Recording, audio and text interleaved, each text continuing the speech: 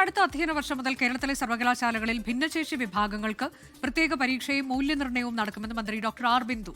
Degree തലത്തിലുള്ള വിദ്യാർത്ഥികൾക്ക് നടപ്പിലാക്കി തുടങ്ങും. അസൈൻമെന്റ് എഴുതുന്നതിന് പകരം ഓഡിയോ രൂപത്തിലും സമർപ്പിക്കാൻ ഇത്തരം വിദ്യാർത്ഥികൾക്ക് അവസരമുണ്ടാകുമെന്ന് മന്ത്രി പറഞ്ഞു.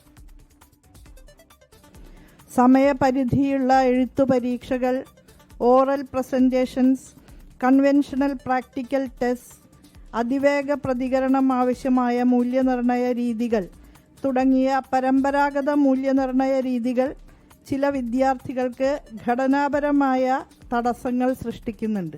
കണ്ടിന്യൂസ് ഇന്റേണൽ പരീക്ഷകൾക്കും സെമസ്റ്റർ പരീക്ഷയിലും മാറ്റങ്ങൾ കൊണ്ടുവരും.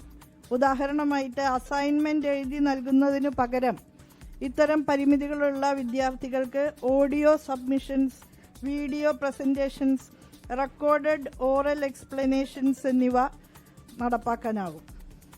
അടുത്ത അക്കാദമിക് വർഷം മുതൽ ഘട്ടം ഘട്ടമായി ഈ ഇവാലുവേഷൻ രീതി നടപ്പിലാക്കാനാണ് ഉദ്ദേശിക്കുന്നത്.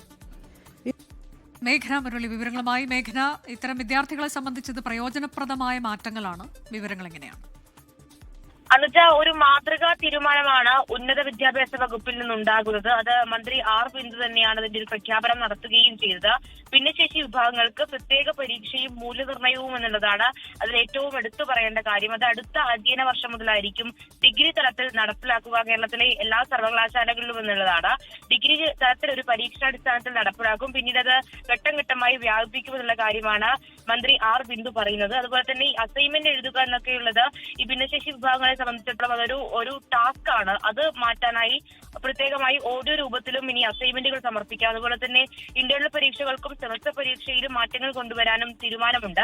അതുമായി ബന്ധപ്പെട്ട മാതൃകാ മാർഗരേഖ വിദ്യാഭ്യാസ വകുപ്പ് സർവകലാശാലകൾക്ക് നൽകും. അതിനുശേഷം അതിലൊരു തീരുമാനം ഉണ്ടാകും എന്നുള്ളതാണ്. എന്തായാലും ആദ്യഘട്ടത്തിൽ ഡിഗ്രി തലത്തിൽ നടപ്പിലാക്കുമെന്ന് തന്നെയാണ് മന്ത്രി ആർ ബിന്ദു പറയുന്നത്. അതുപോലെ തന്നെ പരീക്ഷകൾക്ക് അധിക സമയം, പ്രത്യേക പരീക്ഷാ ഹാളുകൾ എന്നിവയും ഉപയോഗിക്കാം എന്നുള്ളതും മന്ത്രി പറയുന്നുണ്ട്. അതിൽ കൂട്ടിച്ചേർക്കുന്ന ഒരു കാര്യം എന്ന് പറയുന്നത് ഈ കുട്ടികൾക്ക് അവരുടെ പഠനക്ഷമത പ്രകടിപ്പിക്കാൻ വിവിധ മാർഗങ്ങൾ എന്നുള്ളതാണ്. അത് ഭിന്നശേഷി വിദ്യാർത്ഥികൾക്ക് അവരുടെ പഠനക്ഷമത വർദ്ധിപ്പിക്കാനായിട്ട് സാങ്കേതിക വിദ്യയുടെ സഹായം ഉപയോഗിക്കാം. അതുപോലെ തന്നെ അവരെയും കൂടി ഉൾപ്പെടുത്തുന്ന രീതിയിലേക്ക് വിദ്യാഭ്യാസ മേഖല മാറുന്നു, ഉന്നത വിദ്യാഭ്യാസ മേഖല മാറുന്നു. അതിനായിട്ടുള്ള നടപടി പുതിയ പദ്ധതി എന്നുള്ളതാണ്.